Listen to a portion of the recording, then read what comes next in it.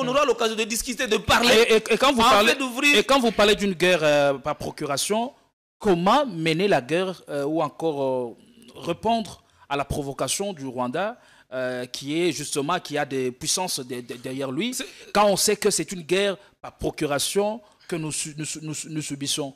Est-ce qu'à cette époque, la solution ne nous imposait pas parfois d'y aller ainsi, en faisant le mixage et braquage? C'est ce que j'ai dit. Ceux qui financent, avec la faiblesse de gouvernance au pays, ils savent que notre pays, la corruption est un mode de vie, le clientélisme, l'injustice, le détournement. Vous savez, quand vous êtes une entreprise, aucune entreprise sérieuse au monde aujourd'hui ne peut venir s'installer au Congo. Quand vous venez par exemple investir 10 milliards de dollars par exemple dans le secteur minier, les policiers qui gouvernent, ils vont vous imposer de donner 10%. Imaginez-vous 10% de 10 milliards.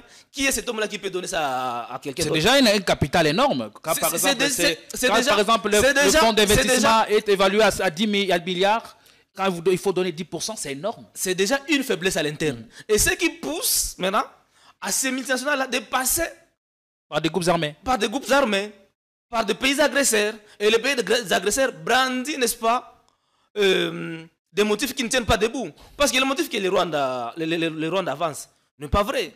Il dit que sa communauté n'est pas bien réussie, n'est pas... Non. Azarias a été vice-président dans ce pays. On a aujourd'hui Guissaro qui est ministre.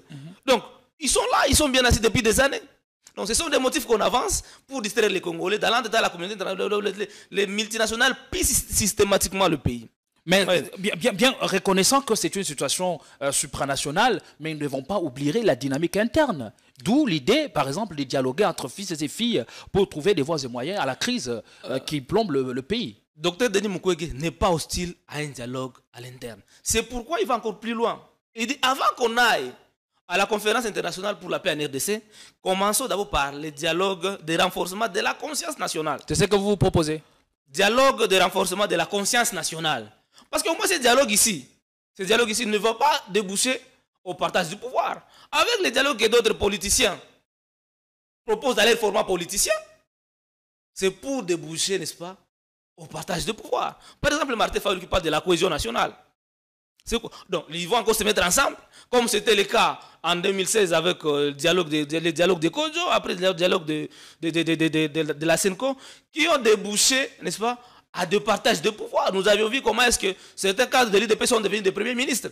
Et les gens venaient de partout dans l'opposition des ministres. Mais est-ce qu'on a touché la cause profonde de la guerre? Est-ce qu'on a arrêté le velléité de la guerre? Pourquoi vous n'êtes pas inscrit dans le schéma ou dans le plan de proposer par Martin Fayulu? Le dialogue ici de renforcement de la conscience nationale a pour but d'abord de remédier, n'est-ce pas, à la faiblesse étatique. Vous savez que nous avons un problème sérieux ici. Vous allez développer, mais pourquoi vous ne vous inscrivez pas dans l'ordre? Non, parce que la logique ici...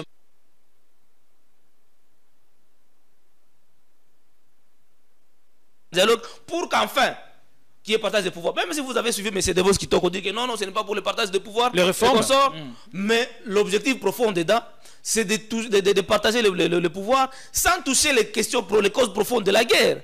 Denis Mukwege veut aller à la conférence internationale pour la paix en RDC, en fait de rencontrer le grand décideur qui finance et discuter avec eux. Qu'est-ce que vous voulez pour la RDC? Trouver une solution durable. Parce que les motifs que le Rwanda avance toujours de FDLR, pourquoi la communauté internationale ne peut pas aujourd'hui imposer ou obliger au Rwanda d'organiser, n'est-ce pas, le dialogue inter-rwandais, pour que tous les mécontents qui sont dans nos forêts à l'Est, qui par ricochet ne sont pas une fabrication congolaise. Si vous vous rappelez l'histoire, messieurs les journalistes, vous allez vous rappeler qu'en 1994, le gouvernement congolais avait refusé de recevoir les Hutus avec armes et munitions. Mais à travers l'opération turquoise, pilotée par le Minoir, qui était comme la MONUSCO en RDC, ils ont laissé passer, ils ont obligé à notre pays d'accepter les Hutus avec armes et munitions. Le général, je crois, il s'appelait Kabirigi, qui était à l'époque chef d'état-major de l'armée rwandaise, s'est réfugié chez nous avec armes et avec des bataillons et munitions. Et pour mettre fin à ça, il faudra que la communauté internationale encore puisse trouver solution. C'est pourquoi Denis Mukwege avait alerté à son temps de ne pas organiser le départ précipité de la MONUSCO. Parce que si vous laissez le MONUSCO partir, ça va causer un vide. Et quand il y a un vide, c'est la population encore qui va en pâtir. On n'a pas écouté Denis Mukwege. Denis Mukwege a encore dit, non, non, ne laissez pas les forces de l'AEC entrer sur notre territoire. Sinon, c'est extravertir la sécurité des Congolais. Nous avons notre armée ici qu'on doit soutenir. On n'a pas compris Mukwege. Mais l'EAC, vous connaissez les conditions par lesquelles l'EAC est parti. Et aujourd'hui, le gouvernement congolais, avec sa diplomatie, soi-disant agissante, cherche à sortir de l'EAC, mais ils n'y arrivent pas. Parce mais vous êtes d'accord avec moi que l'État a un sérieux problème. L'État ne semble pas exister selon la